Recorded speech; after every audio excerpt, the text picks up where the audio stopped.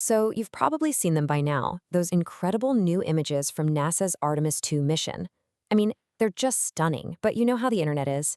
Almost immediately, a viral video popped up that started asking, are they maybe a little too perfect? So what's the deal?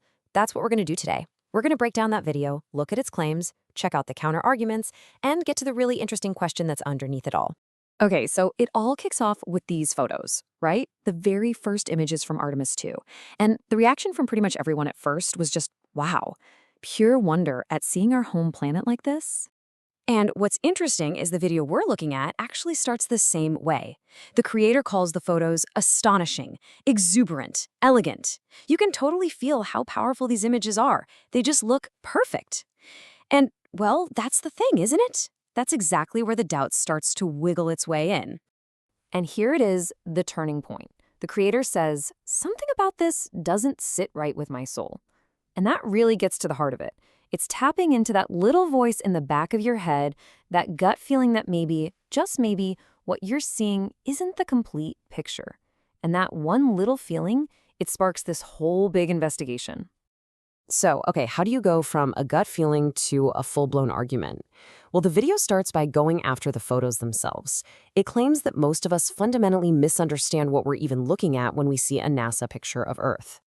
And this is the first major point, the first piece of evidence. The video claims that every single image you see of the whole Earth from NASA is a composite. And here's the thing, NASA admits it. It's not some hidden secret, but the video says, hold on, that fact changes everything. If these are constructions, can you really call them photographs in the way we normally think about them? So, what are we talking about here? What's a composite image? Well, just think of it like a digital patchwork quilt. It's not one single click of a camera. Nope. It's made by stitching together lots of different photos, or sometimes even just strips of data from satellites to create that one perfect, seamless image of our planet.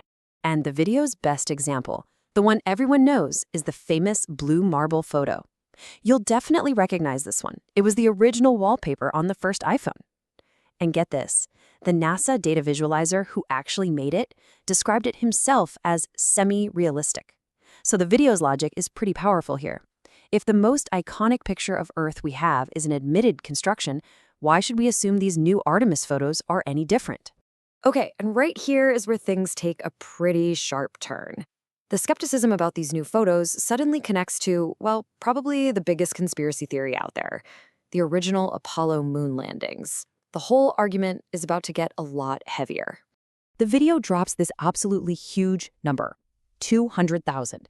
That's how many tapes from the Apollo era were allegedly erased by NASA. And we're not just talking about any old tapes. This includes the original super high-quality telemetry data, that's all the crucial flight info, from Apollo 11 itself. The video argues this was no accident. It was deliberate. And that just forces you to ask a pretty obvious question. Why on earth would you erase the recording of what's supposed to be humanity's single greatest achievement?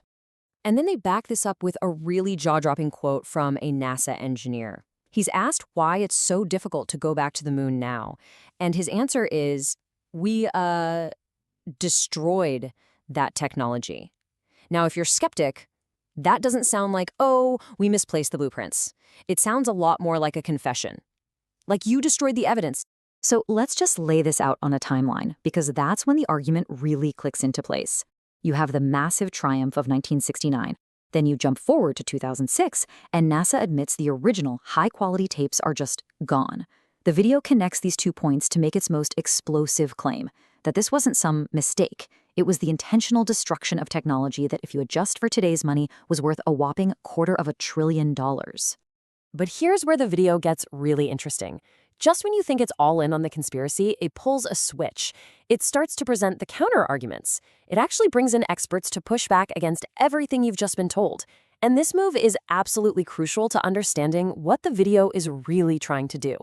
And first up, you've got Neil deGrasse Tyson. He comes in with his really practical point. He's basically like, has anyone considered that it's just way easier to go to the moon?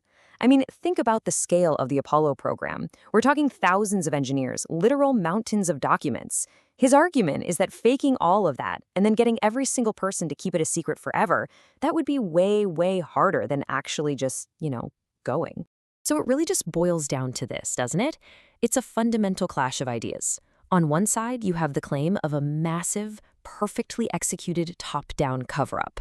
And on the other side, you have Tyson's argument, which is really an argument about human nature, that a conspiracy that big, with that many people involved, would be basically impossible to keep under wraps. Someone would have talked by now. And it doesn't stop there. The video even brings in a debunker to run through all the classic gotcha questions you always hear. Why was the flag waving? Well, there was a horizontal bar holding it up. Why are there no stars in the pictures? Easy, the camera settings were for the super bright surface, not the faint stars. The footprints don't match the boots. Right, because they were boot covers over their regular boots. It just offers these simple, straightforward explanations based on physics and how the mission actually worked. So, after laying all of this out, the skeptical claims and the counterclaims, the video makes one last really surprising pivot. It sort of zooms out from the whole moon landing debate and starts asking a much, much bigger question, a more philosophical one really, about how we're supposed to figure out what's true in the world today. It focuses in on this one really fascinating detail. On the tombstone of the legendary NASA rocket scientist, Wernher von Braun, there's a quote from the Bible: "The heavens declare the glory of God, and the firmament showeth his handiwork." Now, the video's creator presents this not just as a religious sentiment, but as a potential clue, a hint that maybe our whole model of the world is wrong, and that there's something like a firmament or a dome above us. So you can really see the journey this video takes you on, right? It starts with just a little gut feeling about a picture. Then it builds a case using historical claims. But then it deliberately muddies the waters by bringing in counter-arguments. And only then does it reveal what seems to be its real point, that the act of questioning is maybe more important than landing on one simple, easy answer. And that really is the final takeaway here. The video, when you get down to it, isn't really trying to convince you that the moon landing was a hoax. What it's really trying to do is make you ask this big question. In a world that is just flooded with perfectly polished images and official narratives, what is the role of questioning everything? What's the real value of being skeptical? And maybe the hardest question of all, where do you draw the line?